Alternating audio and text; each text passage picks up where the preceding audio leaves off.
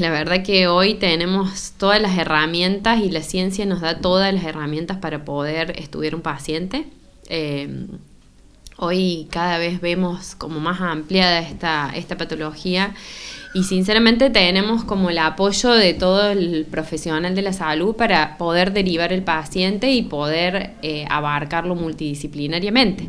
Es muy importante eso, que quizás antes el médico se quedaba simplemente con el paciente y empezaba a dar recomendaciones y quizás no era por el lugar adecuado. Así que la verdad que sí, hoy tenemos un montón de información disponible para poder ayudar y acompañar al paciente.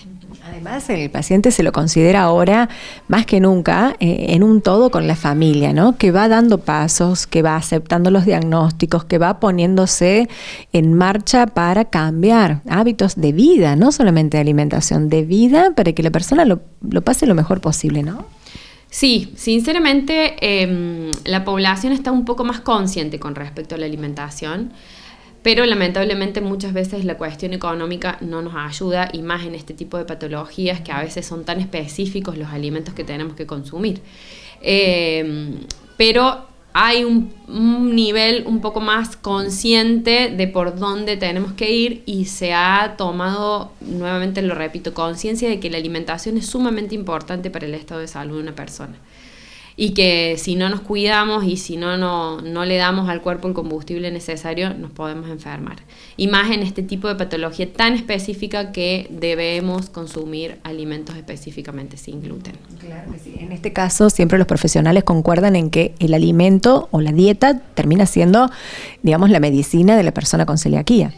No hay otro tratamiento, ¿sí? O sea, el diagnóstico se da a través de laboratorios, o sea, análisis de sangre y una biopsia intestinal, y el tratamiento es dieta exclusiva sin gluten, y no es una dieta por un tiempo, sino que es una dieta de por vida.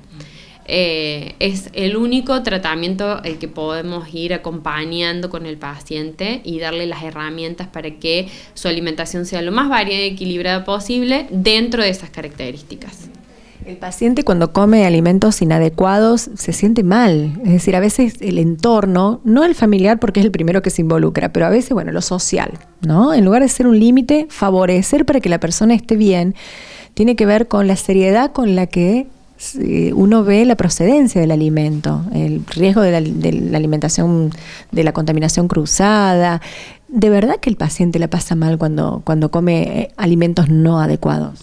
Sí, lamentablemente en esta patología muchas veces no hay sintomatología, hay muchos pacientes asintomáticos, y eso hace que creamos que por consumir alguna vez esporádicamente un alimento con gluten no provoca absolutamente nada, porque no lo manifestamos de ninguna manera, pero sí sigue dañando la mucosa intestinal.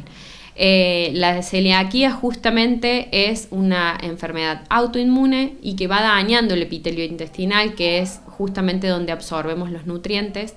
Y si nosotros no tenemos una manifestación, o sea, una sintomatología, no significa justamente que no esté afectando a la mucosa intestinal. Entonces, esto de jugar a veces con, bueno, por algo consumo, no, la verdad que no hay alternativa en el paciente celíaco. Sí lo hay en una persona que tenga sensibilidad al gluten, que ya sería una intolerancia al gluten no celíaca, y que tienen cierto grado de consumo de los alimentos que pueden afectar o no. Bien. Además de los alimentos, Juli, hay elementos de higiene o de cosas donde están presentes sustancias que no deben ser favorables para la persona, ¿no? Y esto a veces no se sabe.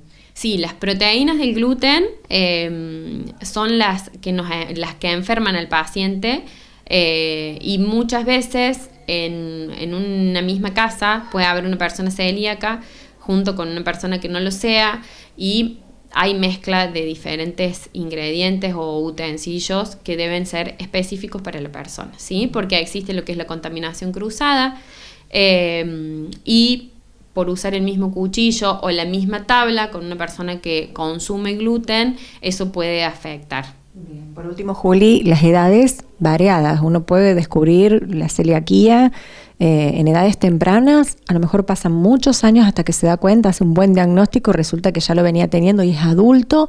¿Puede aparecer en distintas etapas de la vida? Más que nada hay que tener especial atención en niños, en adolescentes. Sí se está viendo en adultos esto que vos manifestás de tener alguna sintomatología de toda la vida y normalizarla y quizás no llegar a hacerse el estudio por una cuestión de que por momentos tenía síntomas y por otros momentos no, y lo asociaba a otro tipo de momento de su vida, de estrés, de que le cayó mal algún alimento.